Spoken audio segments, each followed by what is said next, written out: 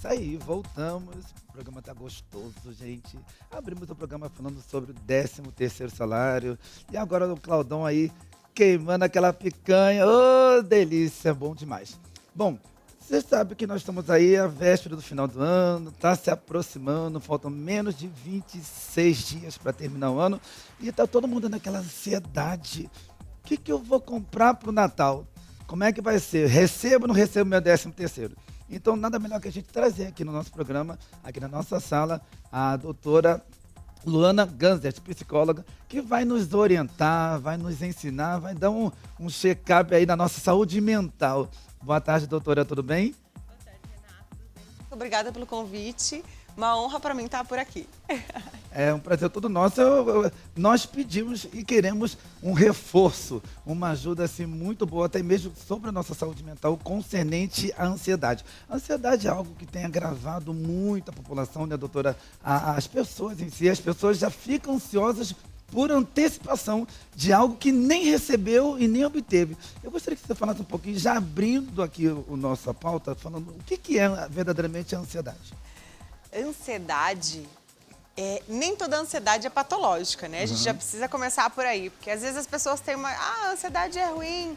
Embora a ansiedade seja algo natural da vida, é importante que a gente pense que a ansiedade, ela não é algo que a gente precisa carregar para a vida inteira. A gente vai ter em alguns momentos da vida, e sim, é importante, antes de alguma festa, aniversário, algum evento específico, uma prova, entrevista de emprego. Sim, ela vai aparecer, mas não devemos normalizar aquilo que tá comum, né? Ansiedade é comum, todo mundo tem, mas ela não é normal. A gente precisa olhar para ela com cuidado, a gente precisa olhar para ela com consideração e muito respeito. Eu falo que saúde mental a gente às vezes passa batido, né? Deixa de me cuidar e, enfim, a gente precisa olhar para a ansiedade, que são dois vieses, né? Ansiedade e, às vezes, crises. Isso que eu ia te falar. Eu estava até conversando com a doutora Luana aqui nos bastidores. Falei, doutora, eu vou te fazer uma pergunta sobre ansiedade. Ansiedade é uma coisa e crise de ansiedade é outra?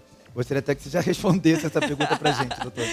Eu ia num gancho e eu sabia que você me perguntaria isso, porque a crise de ansiedade, ela já se torna patológica. Sim. É algo que foge do meu controle, com sintomas físicos bem intensificados, palpitação, tremor, pálpebra ali mexendo, às vezes até a sensação de taquicardia, né? Chega até esse ponto, doutor? É muito comum as pessoas irem buscar um cardiologista achando que está com problema de coração. Isso é uma crise de ansiedade. Agora, a ansiedade em si, ela não precisa ser generalizada de forma... Quando a gente está numa expectativa de algo, a gente pode entender que a ansiedade vai estar ali, né? Então, eu preciso resolver algo, vou viajar, preciso arrumar mala. A ansiedade vai estar ali. Então, são dois fatores diferentes que vão trazer sintomas que precisam de atenção. Entendi. 3 tipos de ansiedade que está na sociedade que eu quero te fazer essa pergunta. Uma é que a população inteira do Brasil, muitos fizeram a prova do Enem agora no mês passado, em novembro. Aí fica naquela ansiedade, ai meu pai, e agora? Será que eu vou conseguir a bolsa integral? Eu vou conseguir, não vou conseguir?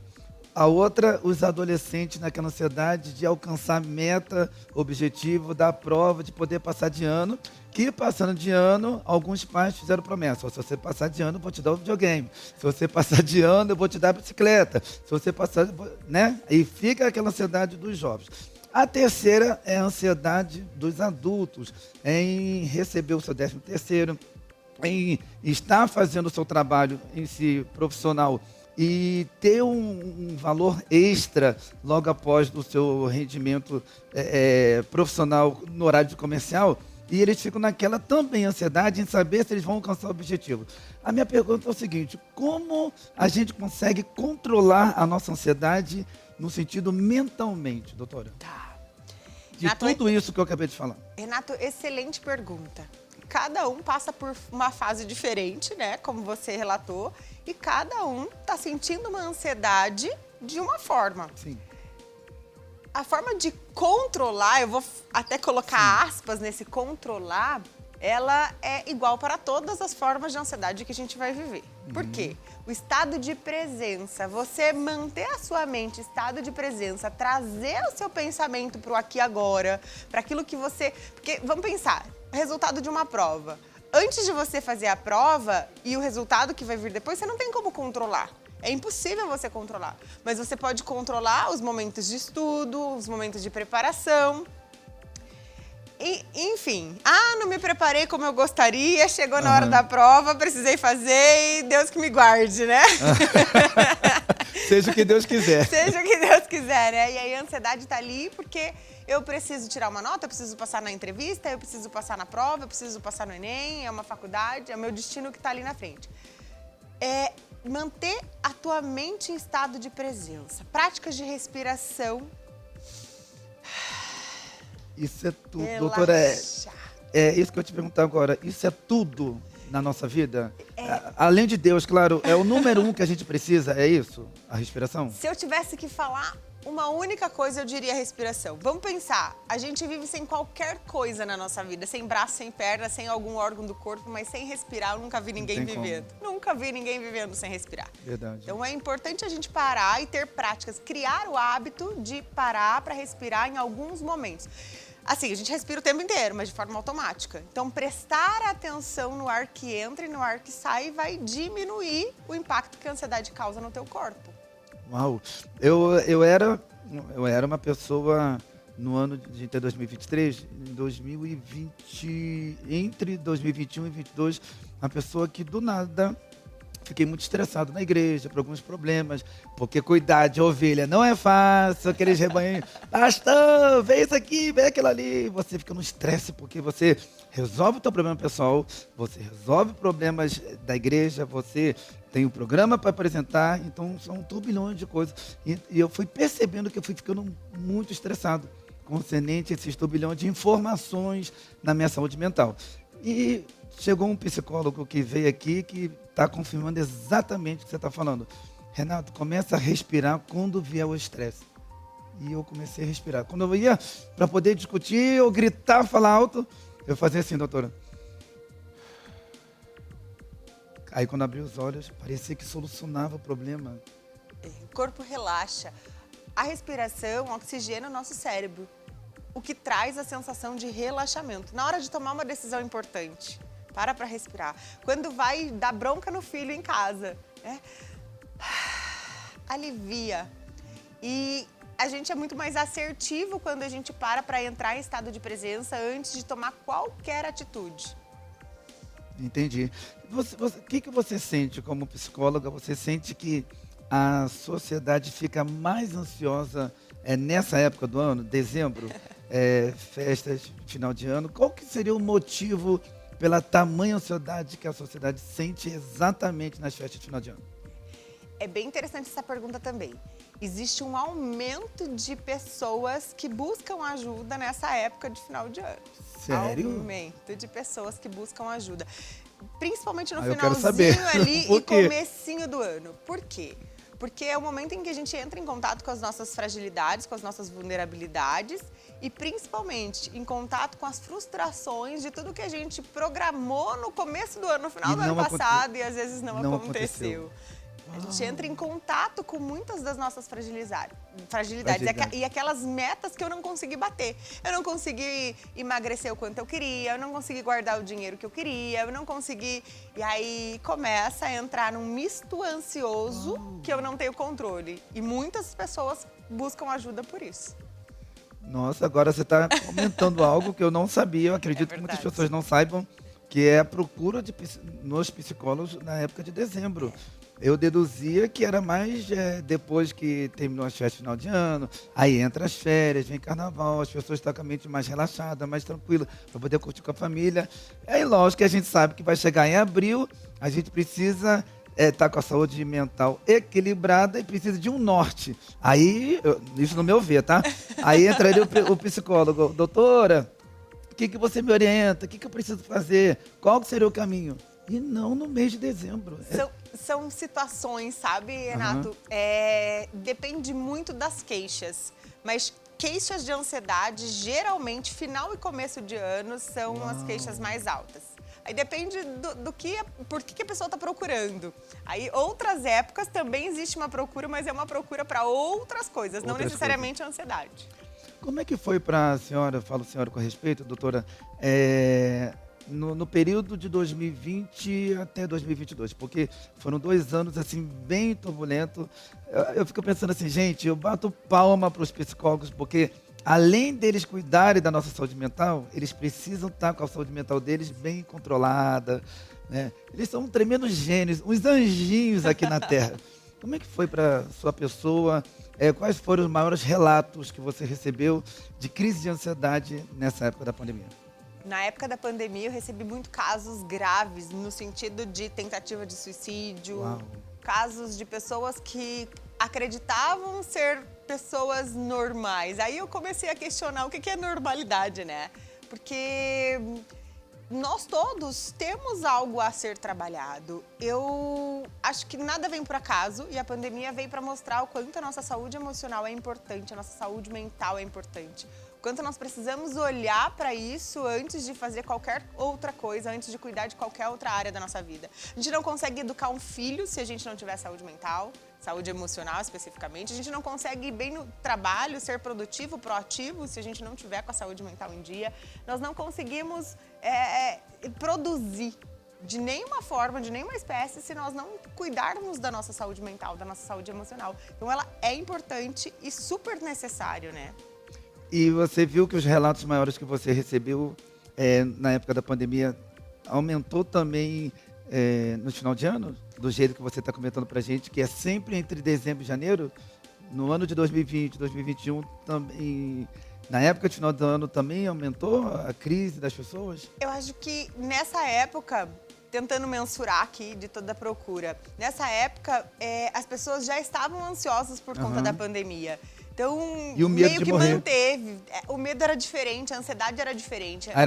Não era uma ansiedade de final de ano, né? De se reunir. Não. Será que eu vou ter essas pessoas? Será que a minha família, o ano que vem, vai estar junto? Geralmente, a ansiedade que vinha estava mais relacionada à morte, ao medo de contrair a doença ou transmitir a doença, do que necessariamente as compras, as notas, né? Eram outros tipos de ansiedade. Entendi. Vamos falar um pouquinho sobre o livro, doutora? Claro! A doutora está com um livro lindíssimo, perfeito, as cores, ó, Luana Ganzert, autora best-seller, olha que honra! Rapaz, não é fraco não, hein? Aqui, nós estamos aqui com o livro da doutora Luana, Você Vive ou Você Sobrevive? Fala um pouquinho pra gente, doutora, sobre esse livro. Esse livro é um convite ao autocuidado, é um convite às pessoas olharem para elas, é um convite às pessoas saírem desse modo automático de vida e passar a se conhecer melhor, a buscar pelo autoconhecimento. É uma busca de autoconhecimento aí. Tem ferramentas, tem meditação, tem atividade prática. É um livro que saiu na lista dos mais vendidos na pré-venda. Sério? Rapaz, olha, eu quero te dizer que eu me sinto muito honrado. Nós aqui do programa Sempre Melhor, eu, Renato Venâncio, a Bárbara Morim, a gente se sente honrado de poder ter uma escritora que é best-seller, gente. Não é qualquer uma não, hein? Obrigada, muito obrigada. E poder falar pra gente qual que foi o maior propósito, eu posso dizer assim, de você ter escrito esse livro. Você vive ou sobrevive? O que você, nesse tempo todo que você já tem de estrada, que você te deu um gatilho, rapaz, eu preciso escrever sobre isso, porque a humanidade precisa se alimentar disso aqui. Primeiro é para fazer um convite mesmo às pessoas a pararem de chegar perto do último momento, do último suspiro, de estar com um problema e quererem viver de verdade, né? Eu sofri um AVC aos 30 anos de idade, eu tenho 33% do meu cérebro comprometido. Peraí. Aos 30? Peraí, vamos por parte. Aos 30 anos você sofreu um AVC? Aos 30 anos eu sofri um AVC por falta de autocuidado. E eu tenho 33% do meu cérebro comprometido hoje. Hoje? Hoje eu tenho 33% do meu cérebro comprometido. E o que eu mais vi era pessoas reclamando que não dava certo, que não conseguiam. Que eu falei, peraí, dá sim, eu consigo. Peraí, gente, eu tô impressionado. Foi aí que veio a ideia do livro. E eu falei, não, eu preciso mostrar para as pessoas que sim, nós temos um potencial gigantesco que precisa ser acessado. E a gente só consegue acessar esse potencial quando a gente olha para dentro, né? Olha pra gente. Gente, eu tô impressionado. 33% do seu cérebro ainda é comprometido? É, foi um AVC isquêmico e eu já perdi. Essa parte não funciona mais. E você acha... Gente, eu tô impressionado, sério. E você acha que as pessoas hoje vivem ou sobrevivem? A grande maioria sobrevive.